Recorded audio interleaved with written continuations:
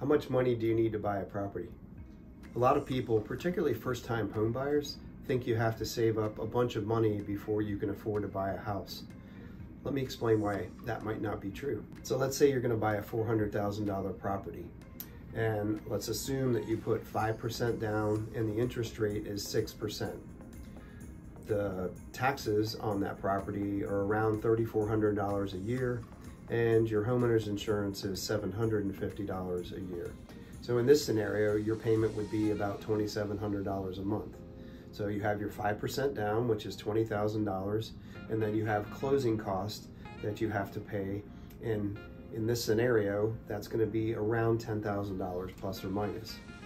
Now, of course, this $2,700 a month payment, that might sound high, might be something out of reach, but maybe you do have more cash and you can put more than the 5% down, which would obviously lower the payment. So what I'd like to do next is show you how maybe we can make that $10,000 either go away or be heavily reduced. And if we can do that, then in our scenario, all you need is about $20,000 to buy a property. So how do we reduce the $10,000 in closing costs? Well, in the marketplace we're in now, where it's a more normal market, where houses aren't disappearing with multiple offers in a day, there are some like that, but not most, you actually can have a little negotiating room. And part of the negotiation can be, hey, Mr. Seller, I'll agree to pay your price, but I need some closing cost help. That's called a seller subsidy.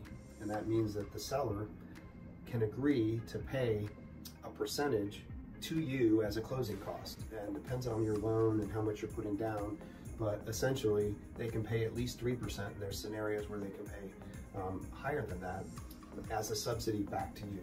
So in a $400,000 scenario, if you take 3% of that, that's actually closer to $12,000 that you could ask in closing cost help. Will the seller always give that to you? No, but it is a negotiating point, and it is a way to reduce the cash that you need to move forward with the purchase. So if we can convince the seller to give you closing cost help that covers your closing cost, that $10,000 is wiped out, and all you need is the $20,000 for your down payment. So it might not take as much cash as you were thinking to be able to purchase a property. Now in our scenario, we talked about a $400,000 property. If $2,700 is out of reach, then maybe you buy something that's in the $250,000 range or the $300,000 range. I'd love to get together with you or talk on the phone to see what might work for you and if you can buy instead of rent.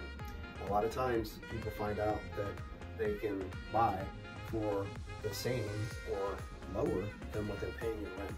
So talk to you soon.